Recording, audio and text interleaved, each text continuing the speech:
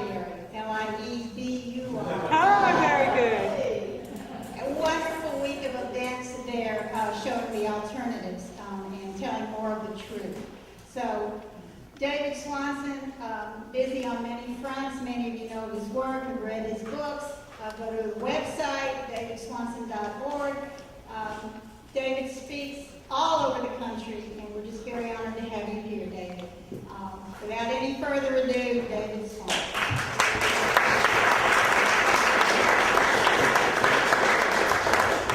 I am honored to be here and expect to learn a lot from you all in the next couple of days, and it's always sort of disturbing to be speaking to people who are doing more than I am, and trying to recruit them and convert them to doing the right thing, and they're already doing more than I am. I was just in Syracuse speaking to a bunch of people who were going to go risk arrest, and some of them serious sentences the next day at Hancock Air Base, and I wasn't going to be able to be in New York that next day.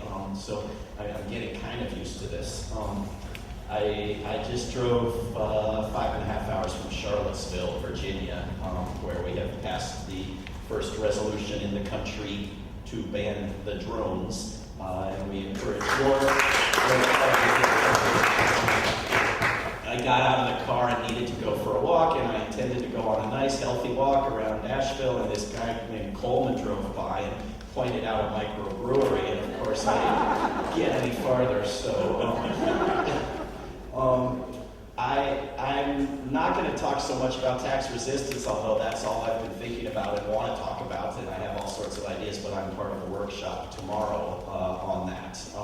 But I'll try to talk about several other things and then open it up for questions and discussions, and I'll talk about, I think from the title of my talk, the expectation was that I talk about this book I've written called When the World Outlawed War, that's about the peace movement in the 1920s and the things they were doing, and I'll get to that in a minute. But how many of you saw this hearing in a Senate committee a week and a half ago on drones?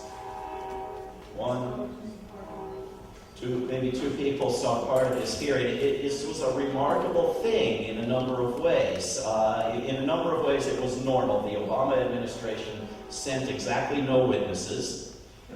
All but one witness in the hearing were your usual professors who didn't know any more than you or I do about this drone murder program.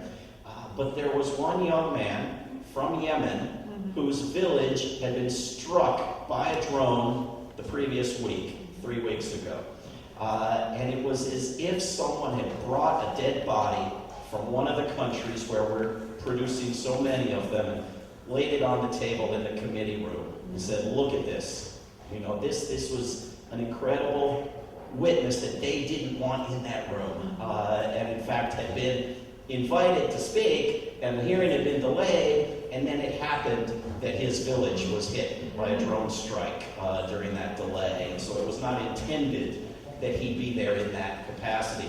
It was, and for the senators in the room, it was like Heinrich Himmler stepping out of his office and going and observing a little bit of one of the mass executions he was ordering and being unable to stand it and crawling back to his office and creating gas chambers so the guards wouldn't have to see their victims. And this is how the senators acted. Thank you, sir. May I address some questions to the other witnesses? And it's very, very interesting to go back and watch that video if you get a chance. But I think more revealing were the comments from one of the professors, a woman named Rosa Brooks, who put very succinctly what has become the common understanding of this drone murder program, and said pretty close to something like this: if these drone strikes are part of a war, then that's fine, they're okay, they're legal, it's all good, I have no concerns. If they're not part of a war, they're murder. Her word, the word I've been trying to get everybody to say, they're murder. But, my dear senators, we can't know if these drone strikes are part of a war and therefore perfectly fine, or not part of a war and therefore murder, because the legal rationale is in secret memos that the White House won't show us. So what is the substantive difference between a war and not a war? There is none. It's something you can write down in a secret memo and put in a drawer.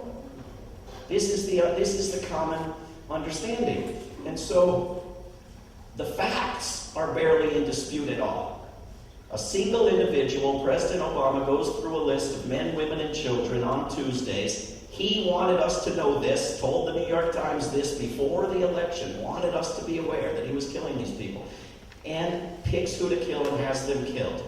And the majority of the people killed are just in the wrong place at the wrong time, too close to somebody else.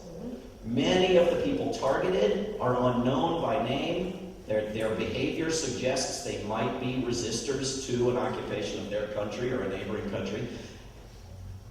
A handful, and then some people are targeted knowing their name, knowing who they are, but most of them are ordinary resistors to occupation, and a handful are so-called imminent threats to the United States, with imminent having been redefined to mean eventual theoretical threats to the United States. This is who's being, these are the facts that everyone agrees on. So you have this distinction set up between a civilized war, where the drone strikes are part of the war, and they're therefore not murder, but they're perfectly fine. But you cannot rape, you cannot torture, you cannot cheat on your taxes, you cannot shoplift. The only crime that gets legalized is murder. Or uncivilized war, which is the perspective of many of our fellow citizens, which says essentially, if you can get away with the worst crime there is, if that's okay, if we can murder people, why in the world can't we torture them a little bit too? What sense does this make? And both of these crowds are absolutely wrong. You cannot legalize murder. You cannot morally justify it, and you cannot legally justify it. Whether it's part of a war or not part of a war. And the justification of the drone strikes, if they are part of a war, is not limited in time or space. It is across the globe forever and ever. And the victims in these predominantly Muslim countries, if they are the proper age and male, are posthumously identified as enemy combatants because they're dead. So if you're a young Muslim man, you see killing justified as righteous, and you see Muslims as the enemy and the target, and you see the war existing in all time and space.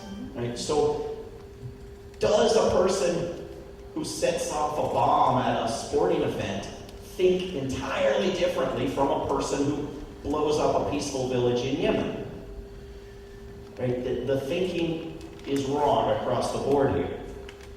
There's a school in Lynchburg, Virginia called Liberty University, run by a guy named Jerry Falwell Jr., that has become one of the biggest online universities in the world, and the biggest religious university. It's teaching drone pilots and non-drone pilots in its aeronautics school, and it's teaching members of the U.S. military who are engaged in the wars in Afghanistan and elsewhere, who are taking the courses online.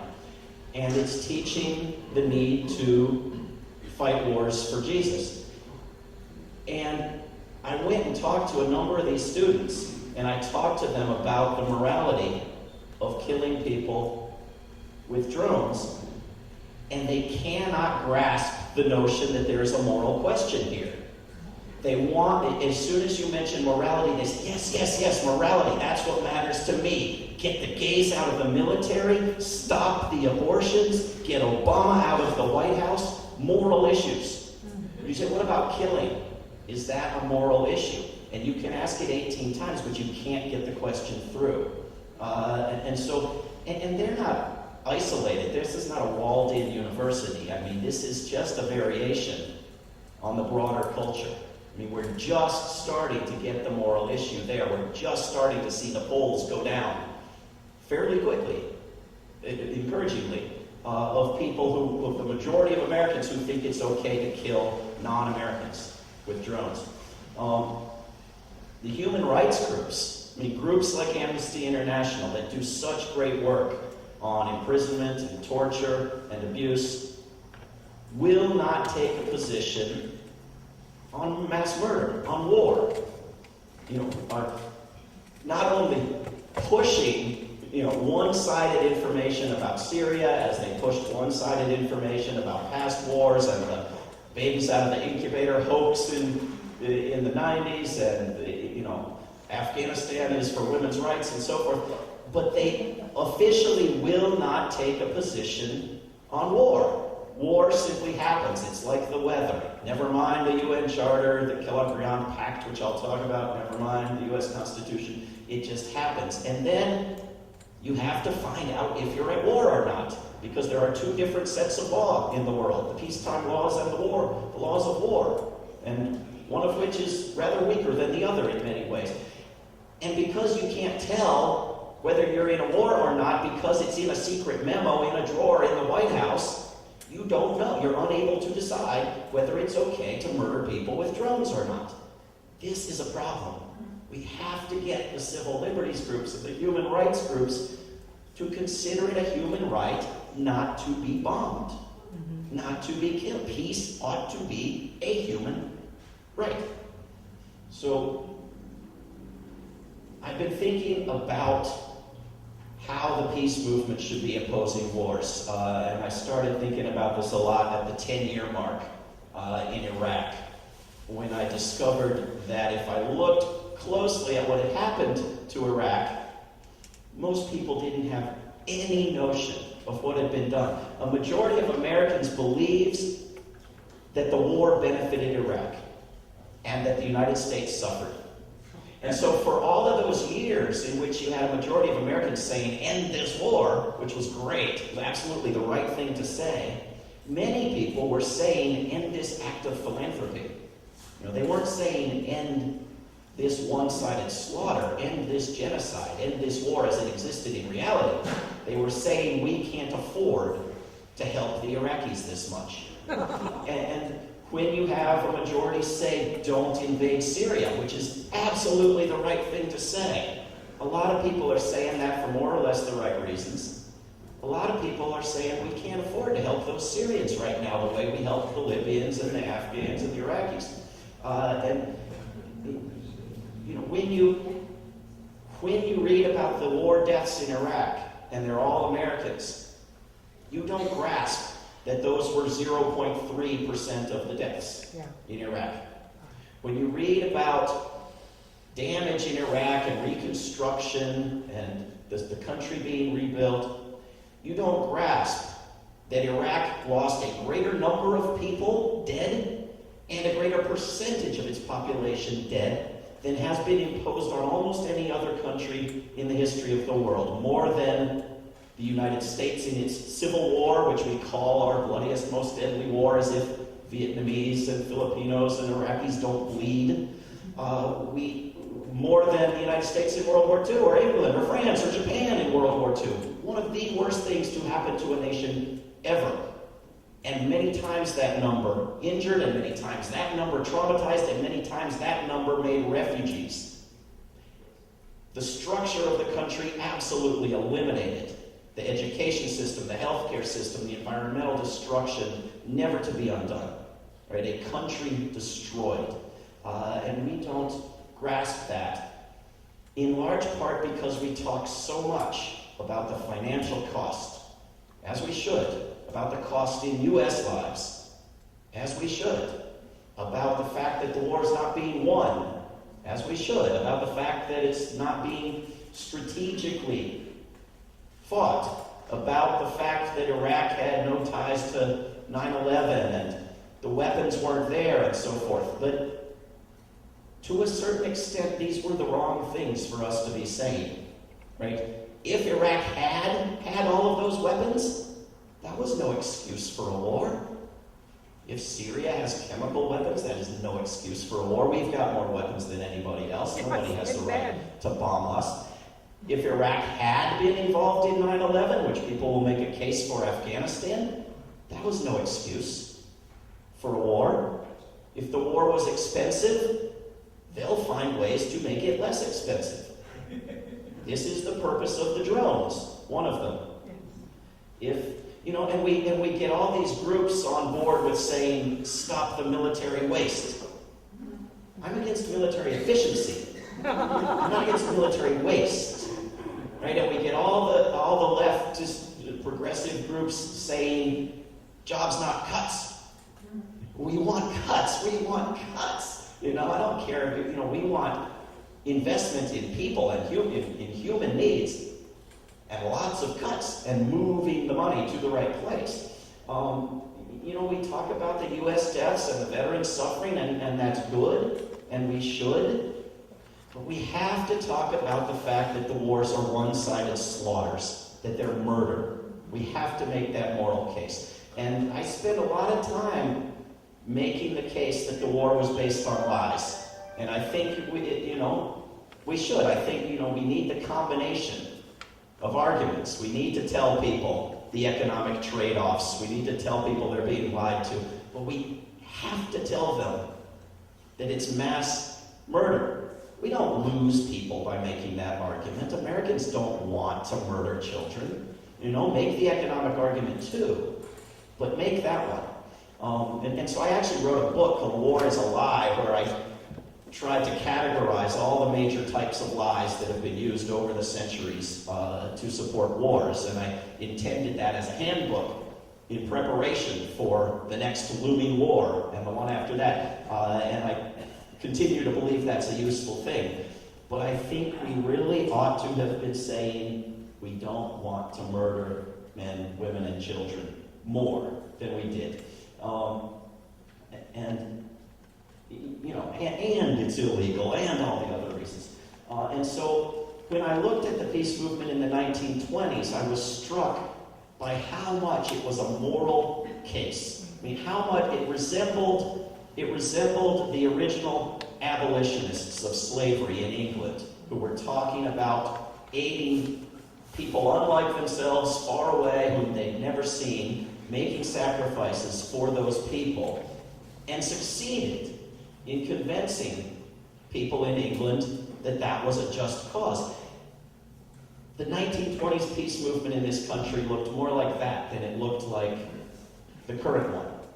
It was a movement against murdering human beings. It had the economic arguments and all our other arguments, but that was overwhelmingly the case that was made. And it was made by every type of secular group, but every type of religious group in this country as well. All of the religious denominations were on board. And this was a incredibly mainstream movement. Bankers, lawyers, Republicans, Democrats, university presidents, the women's groups that had in large part sold out the peace movement on World War I, but now had won the right to vote, much good it did them, and we're now focused on ending war. The parents, teachers associations, the veterans groups, the military groups, the schools, every church, everybody on board with this thing. It was a visionary movement. It was an inspiring movement. It had virtually nothing to do with elections, virtually nothing to do with partisanship. Cindy and Claire and a bunch of us were down in Dallas this week and last week, and we were standing outside of the library, and all the folks in their Sunday best came streaming out, and this woman came up and started screaming at me, and screaming essentially, because we had this big crowd of anti-war banners and flags and props and flyers, and why don't you protest Obama? why don't you ever do this to Obama? You all went away and don't protest Obama. And I was wearing a shirt that said, arrest Bush and Obama. And so I said, ma'am, can you read? And so then she took a different approach and said, well, if Obama does it, why don't you like it? Why don't you support it? Because this is how people think. They think you're for Bush or you're for Obama. Right? We have to be against murder. This is where we have to be. And so you look back at this movement in the 1920s, and there was never any thought, there was never an ounce of energy devoted to figuring out who would save us in 3 years. You know, who should we elect to? There was an effort to move the entire country, all the political parties. I mean, this was a movement that got endorsed by the four big political parties, including the 2 really big ones, and to move the people who were in office to do what needed to be done. So you had this Republican lawyer from Minnesota, the former head of the American Bar Association, Frank Kellogg, who went in less than a year from cursing peace activists, in between his fits of drunkenness, to telling his wife, I think I really could win a Nobel Peace Prize. I think I can do it. And working night and day, not along the model of Obama, Kissinger, the European Union to kill people for a Nobel Peace Prize, but actually to work for a Nobel Peace Prize, to work to bring the nations of the world together to ban war. And he got a Nobel Peace Prize, and he deserved it, and he should have, and we should impeach Bush and Obama and prosecute wrongdoing. We should reward good behavior, and we should like it when public officials are motivated by dangling prizes out there for them, when they are the right things for the right reasons. This movement was educational. I mean, it was mass education. It was endless flyering and speaking and publishing books and going into schools and holding public events. It was a movement that, there was tax resistance, and there were groups that at least said, put on there, this is being paid under protest and so forth. But I've not read any accounts. Somebody no doubt knows more about it than I do in this room. I've not read any accounts that suggest tax resistance was a big part of the movement.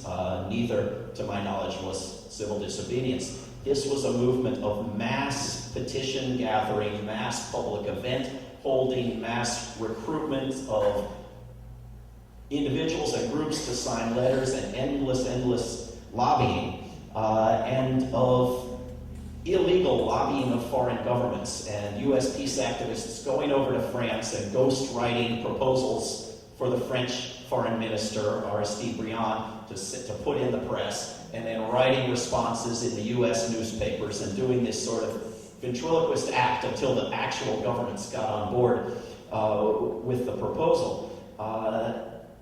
It was a movement that thought very, very long term, that thought we're going to die working on this and other generations are going to continue, and wasn't terribly disturbed by that in many cases. There was not a lot of anger that war hadn't ended yet and they'd been working on it for a whole month and so forth, as one might expect.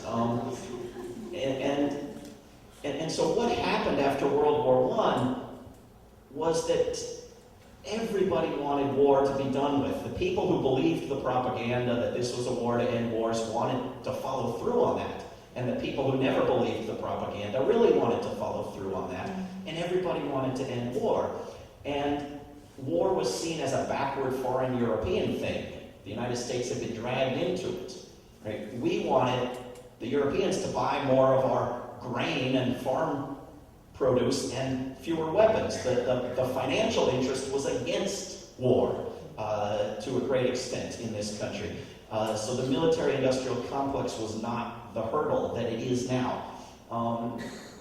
But you had a sort of a split that we might think of as libertarian and progressive, you had, or as they called it, isolationist and internationalist, and you had those who didn't want anything to do with the sort of entanglements that had gotten us into World War I, who would have been against something like NATO, and you had those who wanted all sorts of foreign treaties and entanglements, and wanted a world court, and wanted all sorts of international proposals. And so you got nowhere for about a decade after World War I. You had disarmament conferences that just produced cynicism and armament.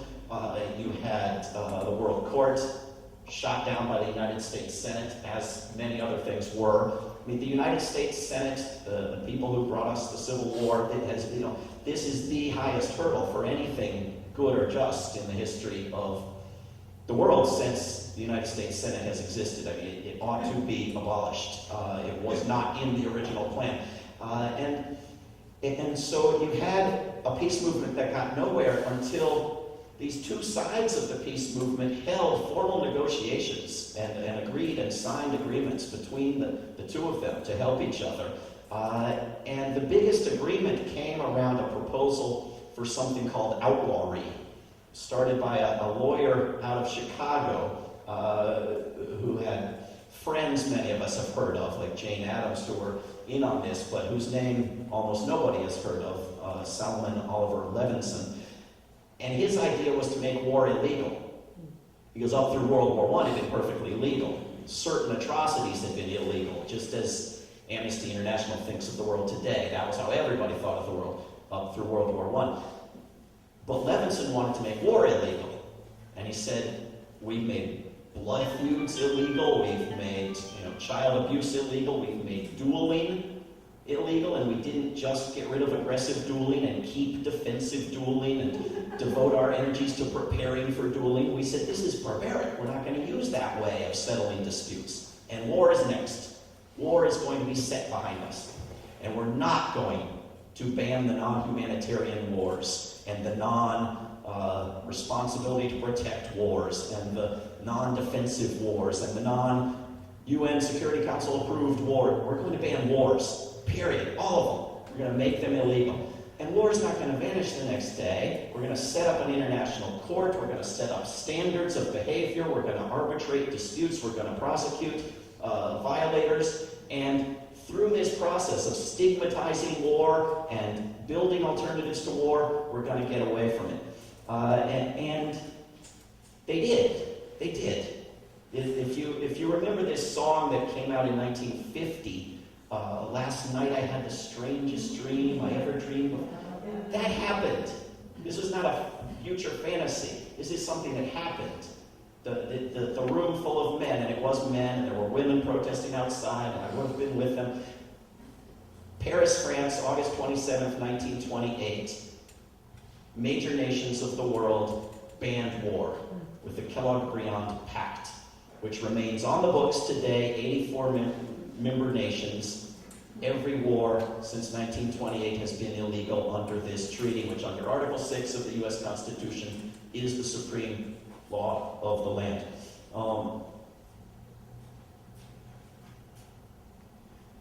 So this huge coalition, this uncomfortably large coalition, actually managed to get this thing done. And the Secretary of State, Frank Kellogg, managed to offend all of his underlings at the State Department who thought he didn't really mean it when he started talking about this proposal. The nation of France, which really wanted a bipartite agreement, just the two nations, the United States and France, to drag the United States into the next war that France might be in, got pushed into making it open to all nations. And every attempt by senators and others to make it about only aggressive war was stopped. And the treaty, as it is on the books, requires that nations settle all disputes by pacific means alone and renounces all war, all forms of war. 85-1 was the ratification vote in the United States Senate. The one senator who voted the wrong way was censured by his state legislature when he got home. The half-dozen senators who gave great speeches against the Peace Pact and then voted for it explained to reporters that they wished not to be lynched when they got home. There was no public advocacy for lynching in this movement, by the way, but there was intense public pressure. And this was the biggest news story of 1928. I mean, this was the top of the news. This is not secret CIA history. It's intentionally buried, forgotten history.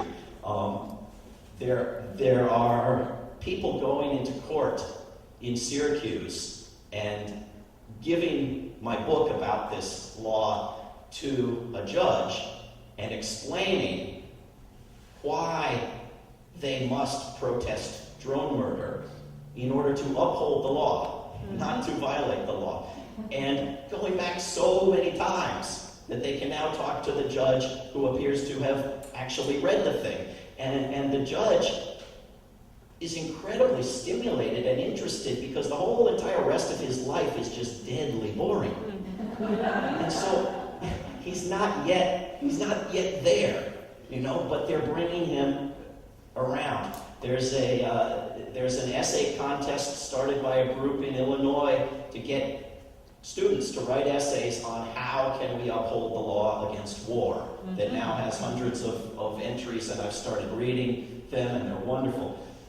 There's a group in St. Paul, Minnesota, where the big road along the river is called Kellogg Boulevard, and everybody thinks, it's about cereal or something, that is working on getting the city council to make August 27th the Kellogg-Briand Day and put up banners along the boulevard and so forth, but actually got their congressman a couple of weeks ago to put in the congressional record this recognition that in fact under U.S. law, war is illegal.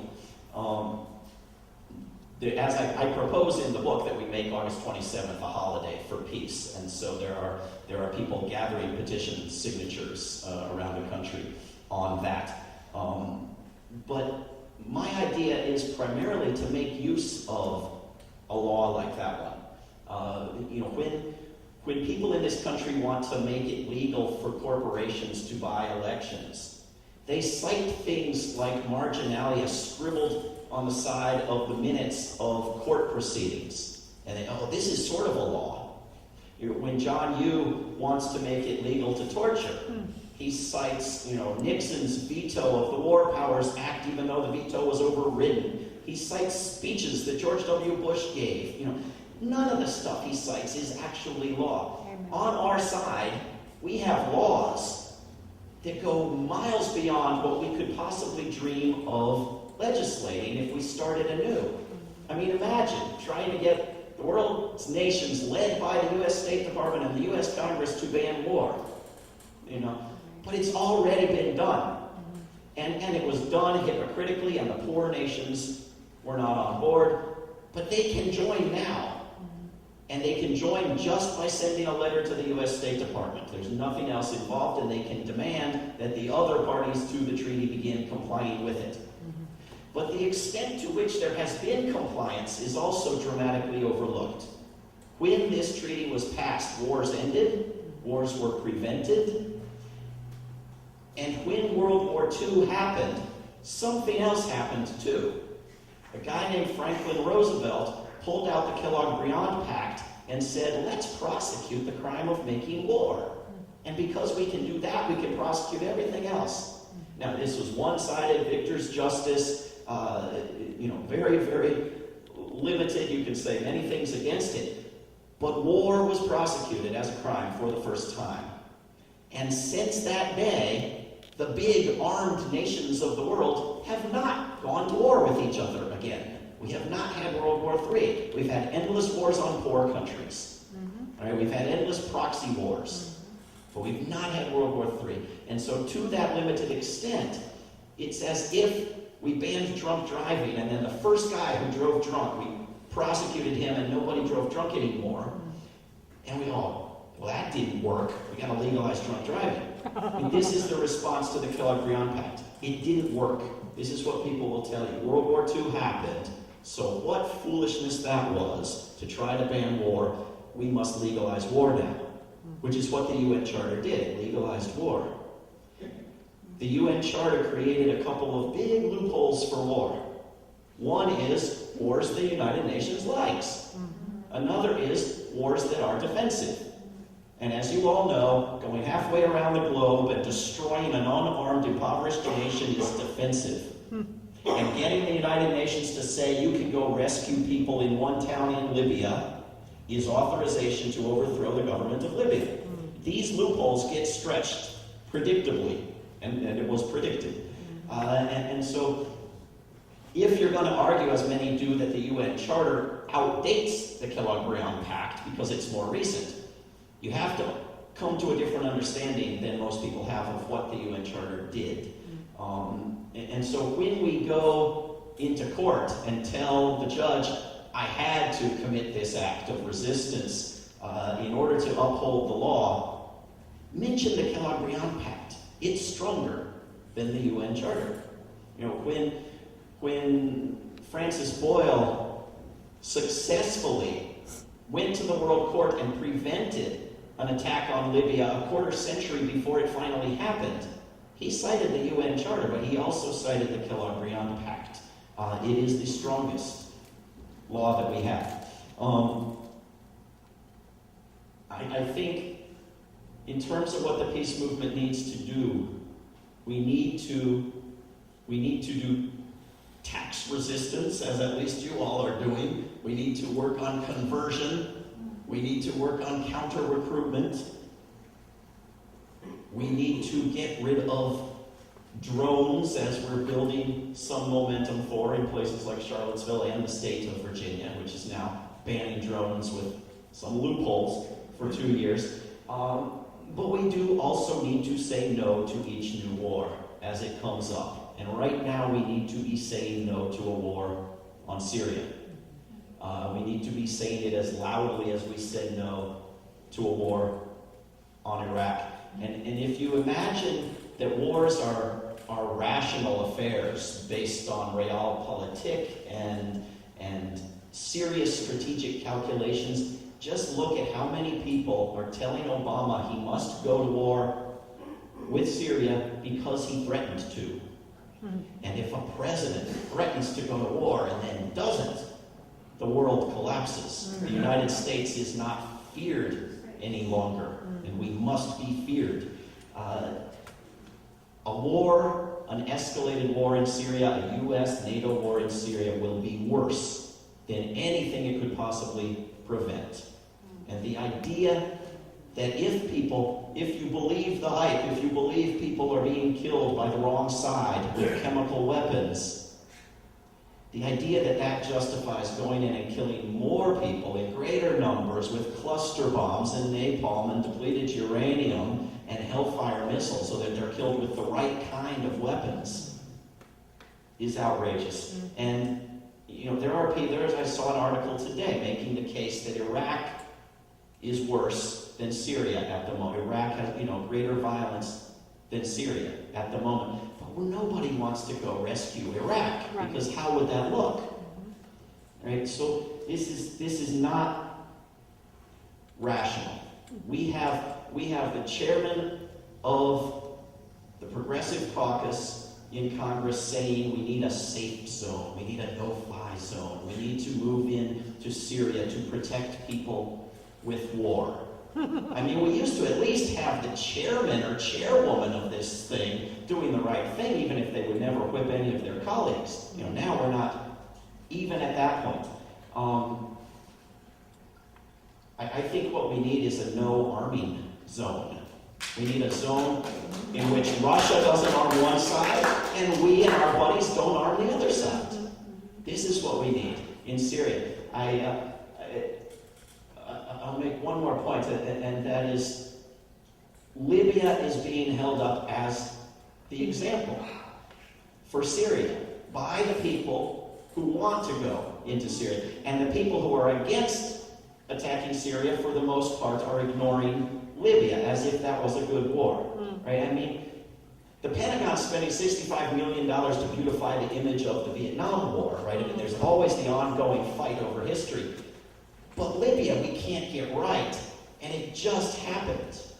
Right? And I don't know how much time you all spend on Twitter, but I spend more time than I should. And I saw a tweet from an author named, well, I don't need to name him, but a tweet from an author who had a great case against going into Syria. And I said, why didn't you mention Libya? It would help your case. And he tweeted back and said, well, I was in Libya last summer and it's doing fine.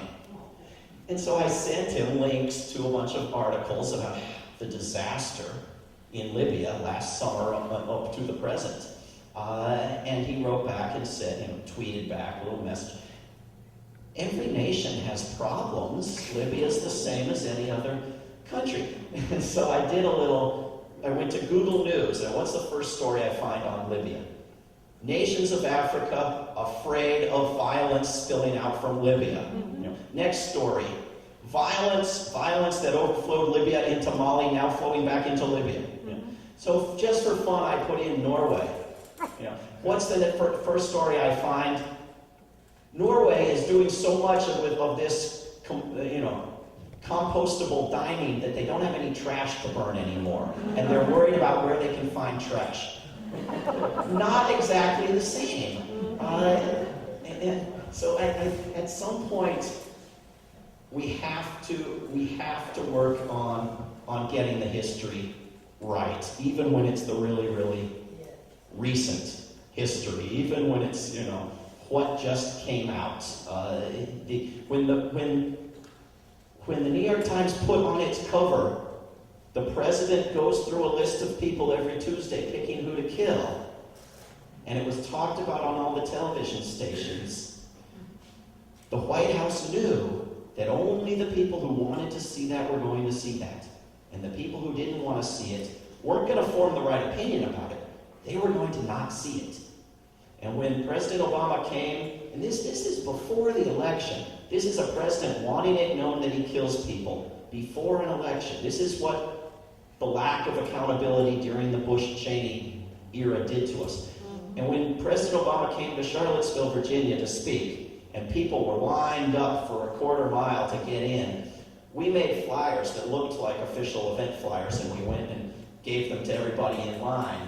And then they would read them and crumple them up and throw them at us, or stop and think or ask questions.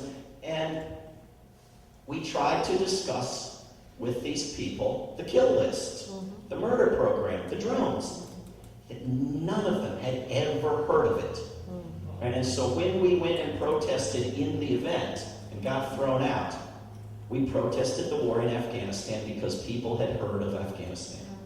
Right? So the selective consumption of information is a huge hurdle that we're up against. But if there's anybody who can take on this kind of project, it's you guys. And I'm just honored to be in the room with you, and I'd love to open this up to any discussion, questions, comments, rants, disagreement.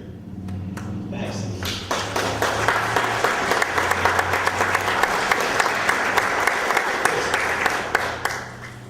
My mentor 50 years ago was Ammon Hennessy, a Catholic worker who had refused to register as an 18-year-old boy for World War I and served 2 years in Atlanta Penitentiary. Then was eligible and refused to register for World War II. As a social worker from Milwaukee, finished job and went out and became a field worker in Arizona so that he wouldn't have taxes withheld from an agricultural worker for World War II. And your discussion of the movement in the 20s has helped me to understand better one of his great one-liners that he used in all of his talks. He was a vegetarian and never ate meat. He didn't like to kill animals. And he used to say, they were pacifists between wars. He says, it's like being a vegetarian between meals. And that's what you described. Well, the number of people who rapidly became in favor of war when World War II got going was remarkable. I mean, the principled people who didn't were most remarkable. But there was a huge conversion from advocates for the abolition of war to advocates for World War II. And the Peace Pledge Union in Britain, probably more stronger than the movement in the 1920s in the United States, the Peace Pledge Union, it totally collapsed. As with World War I before it. Coleman and then okay. You, sir, and then.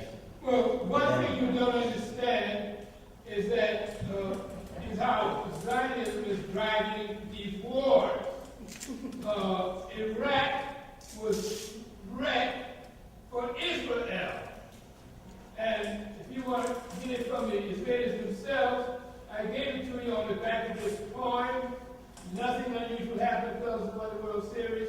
In this little bit here, quoting Chuck Colson, who was told by the Prime Minister of Israel that the Iraq War was made for Israel.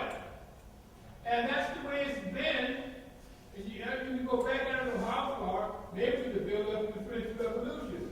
But you can document it very easily from the time of World War, what I call the First Great War for Israel, 1914-18, when one example of which is that Louis Brandeis instructed his nephew Frankfurter when who were going to accompany Morgenthau to Turkey to take Turkey out of the war, under no circumstances to allow that mission to succeed, because the Zionists were using the British to destroy the Ottoman Empire in order to move up the Zionist plans for Israel, which is just one example. And before World War I was over, if you call it World War I, the Rothschilds were Hitler programming their cousin Hitler to put him in power to do the things he did. Drive Jews out of the Germans into Palestine, start World War II and kill the Jews. So, and behind that you got the Kellogg-Briand Pact, which means the Kellogg-Briand Pact meant nothing. The people who were driving the war got the wars they wanted. And partly they got it because of patriotism. So if we don't attack patriotism, we can't resist it. Can I more or less agree with you, except for the bit about you don't understand? Because if we, in particular, the last bit, if we don't deal with patriotism, if we don't deal with nationalism, we're done for. If we don't deal with support the troops and respect for the armed forces. When Kennedy wrote to his friend and said, we will have wars until the conscientious objectors have all the prestige and the respect that the soldiers have, he was right, but you have to add and until the soldiers don't have it, and just the conscientious objectors do. But I think it's important what you say about Israel as well. I mean, Israel was pushing the worst so-called intelligence in the lead up to the 2003 invasion of Iraq. Israel has been pushing a war agenda on the United States for many years, but these neocons that produced the project, the New American Century, and drove the Bush-Cheney era and today's, were heavily influenced and in some cases involved with and working for Israel. And we are giving billions of dollars a year to a nation that seems to be modeling its behavior on our genocide of our native people in this country. I mean, this is what we're doing. We have to rethink this. But any time that you say, this is the reason for a war, you're missing dozens of reasons for that war. It is never a single reason. It is never that simple. There are people who love the joy of war, either for themselves or for other people's children. There are people who profit from war. There are people who push war for electoral reasons or to fund their campaigns. There are people who believe half the garbage and want to advance their careers. There are people who want their show to have higher ratings on television. And there are oil companies that want the oil. So, I mean, the meeting that Dick Cheney held with the heads of the oil companies, you know, the weapons makers weren't in the room, Israel wasn't in the room, but war was decided on. And so there are usually quite a few reasons, almost always not a single one of them any good. I think Coleman, Coleman, you want to defer again? Sure, go ahead. Oh, I was hoping you would, because it's hard to say what I want to say, but I am not settled in my mind about the issue of drones. And I think it is, it's partly because I think of the drone not as an extension or an adaptation of our usual worrying, but as an extension of our historical espionage. And it's only that we couldn't see what the CIA was doing before, but now we can see it when it's in the form of a drone that's actually visible in the sky someplace. As a born and bred pacifist, I've had to really struggle with coming to wonder whether what the CIA is supposed to have been doing might be better than the wars. And I had to figure that out when I went to Iraq at the beginning of the war there to say, wait, stop. If the CIA had done its thing properly, from my point of view, or if there had been drones available at that time, from my uneducated point of view, could we have offed Saddam Hussein and his henchmen instead of destroying that whole country and killing all of those people? Is drone warfare less damaging and expensive than the kind of warfare we have been practicing in the past? And if so, and we have been lifelong members of the peace movement, isn't there some way we should be saying, at least this isn't so bad as what we were doing before? I think it's an excellent question. I don't think it's a simple, obvious no. But I think it's important to have all the facts, right? I mean, Saddam Hussein offered to leave the country. I mean, it was possible to have no war. If the goal was to get him out of power, if the goal was actually literally to off him, then, you know, maybe we had to have some kind of war. But if the goal was to get him out of power, that was on the table. That was available and ready. So you do not, the choice is not always, if ever, between a war and a better war, or a war and a worse war. There is often the choice of no war. The drone war in Yemen, the drone war in Somalia, the drone war in Pakistan, these didn't replace ground wars, right? If we didn't have drones, we almost certainly would not have started with a massive ground war in Yemen. We would have had no war at all. And we and the people of Yemen would be far better off. The problem with the drones is they are alleged to be so easy and so inexpensive and so free of complications that there's no hesitation to go in a new country and start blowing people up with the drones. It's harder to get a bigger war started. But these drone wars are destabilizing these countries to such an extent that there's likely to be a major ground war. And so the idea of drones as a substitute for something worse is at least complicated by the fact that the drones are starting new wars that are having repercussions that aren't desired or predicted. The testimony that I referred to when I started speaking here, the young man from Yemen who went in and talked to the Senate, he said, when you blew those people up, including a man who could quite easily have been arrested, you didn't have to have any form of war to capture or kill that man. You created a lot of enemies. You are making enemies out of all the people of Yemen. You are turning terrorists into heroes. You are recruiting members to terrorist groups. You are ruining our society and our morals in Yemen.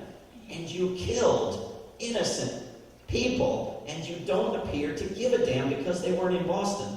You know, and this is a young man who had his own grief for the people in Boston, who spent many years in the United States, who cares about Americans, just wants them to care about non-Americans too.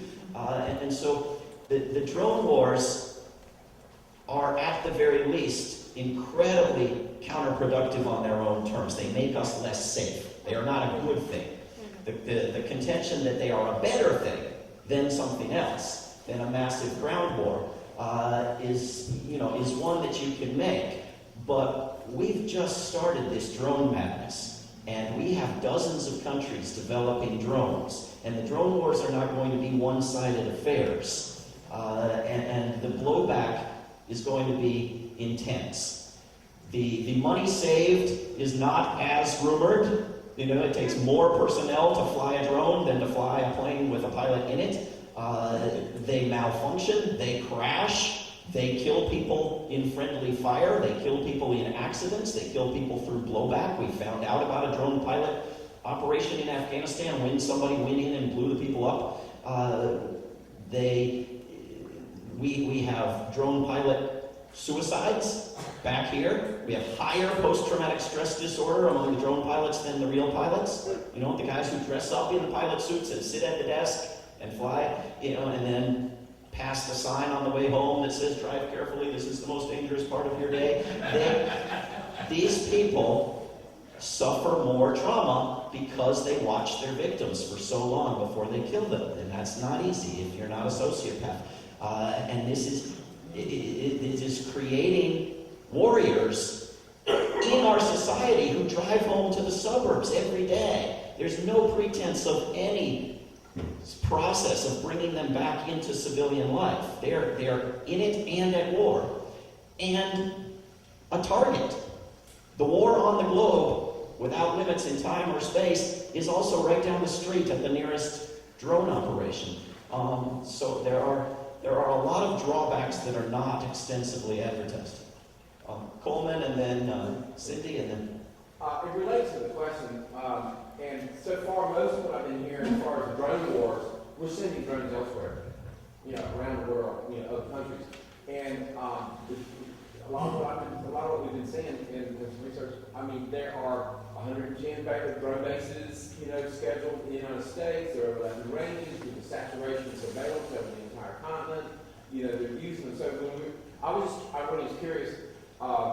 In work that you've done and going and protesting, you know, ending, drone warfare, do you find arguments, you find people that are beginning to get under, like, you know, we need to not just get rid of the drones that are used in fire and death, but I mean, get rid of drones, because they're, you know, those wars will come home, like you were beginning to allude to them.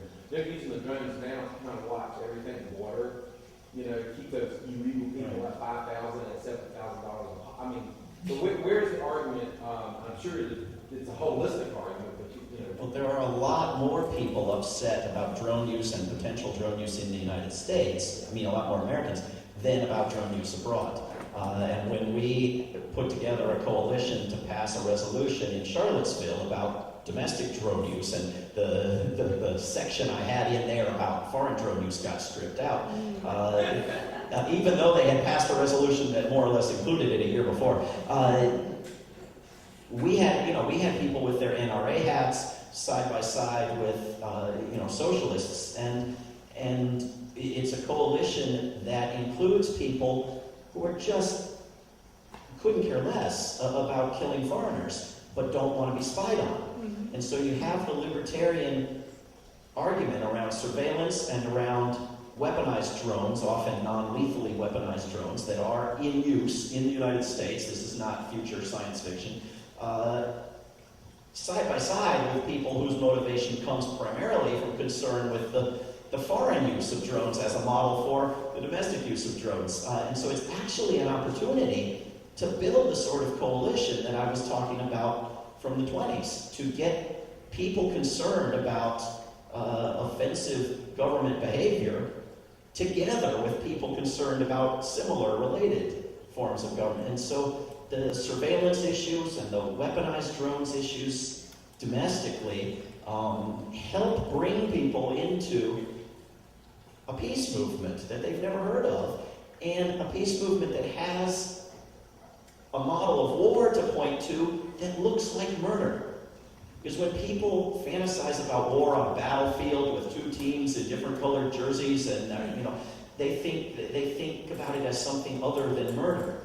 But when they think about war as a robot buzzing over people's houses and traumatizing their children and then blowing up a family, they get that that's murder if they don't yet understand that all war is murder. And so, of course, the problem is not the technology. If it's done with a missile, if it's done with a drone, if it's done on the ground, it's murder, and the problem is the murder, not the particular flavor of technology. But drone wars actually look like murder to a lot of people. And if that can help turn them against the war machine, that's good.